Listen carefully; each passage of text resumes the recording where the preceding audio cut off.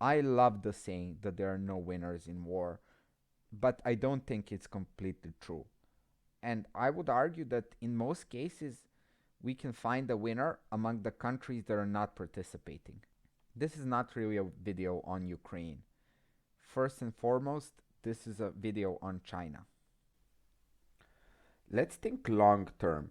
You're China and you want to be the dominant power in 2050. Not even a rival to the United States, you want to be the only superpower on Earth. Well, you have a few things going for you.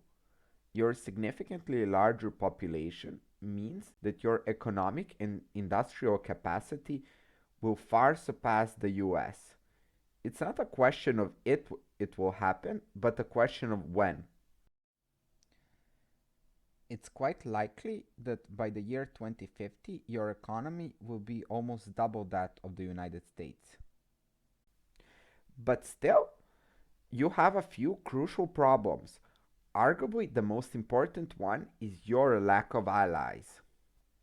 The Soviet Union and the US were on a similar level regarding their populations, industrial capacities, and the number and influence of their allies.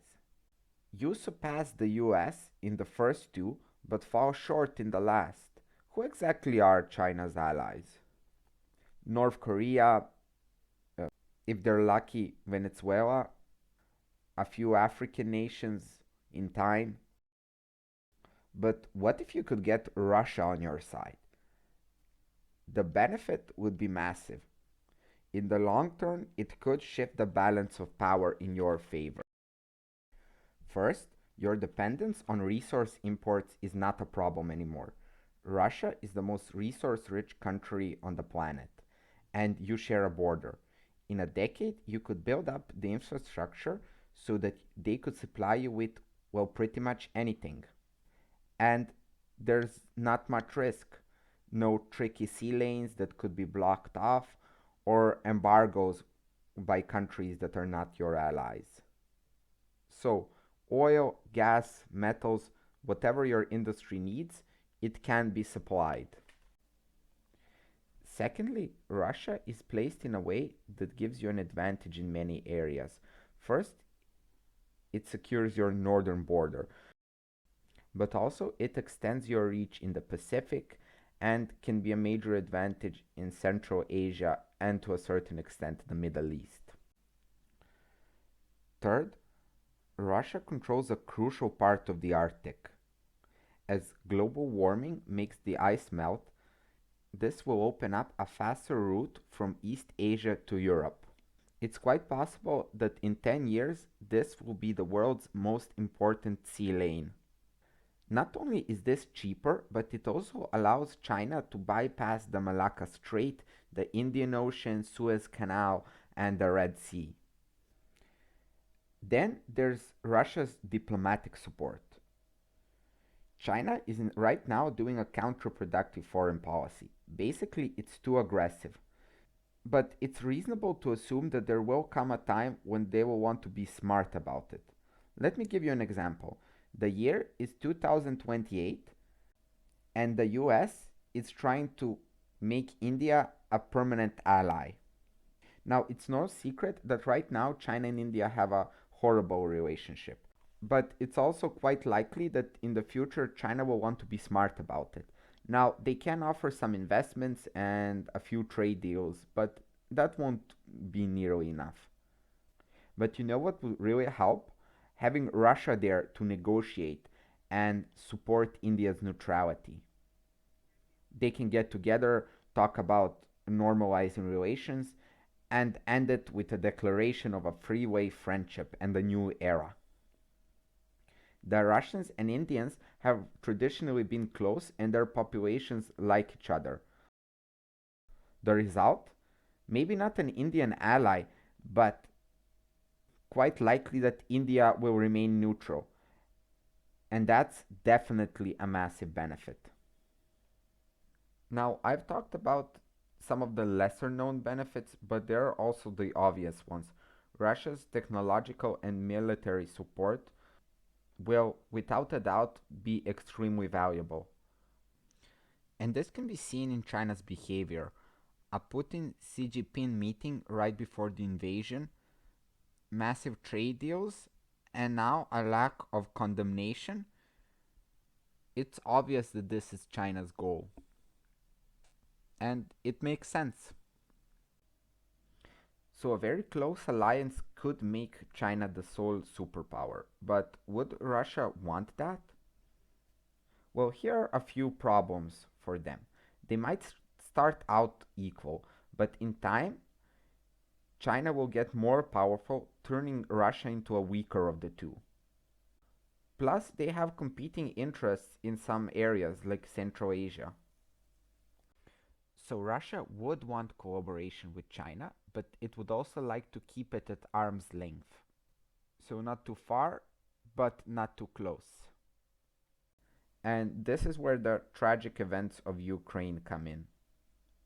The consequences are dire for EU-Russia relations. A massive rift will form, economic and political. To what extent, I simply don't know. I don't think anyone does. It depends on many factors. How this terrible war will turn out, what will be Putin's demands, and even will Putin stay in power? Right now, nothing is certain. 6 months ago, this wouldn't have been the case, but right now, I feel pretty certain about one thing. We underestimate China's rise to power. Usually, at most, we think 5 years ahead. And yes, in 5 years, China will not be on the same level as the United States. But we don't think 25 years ahead. And maybe we should.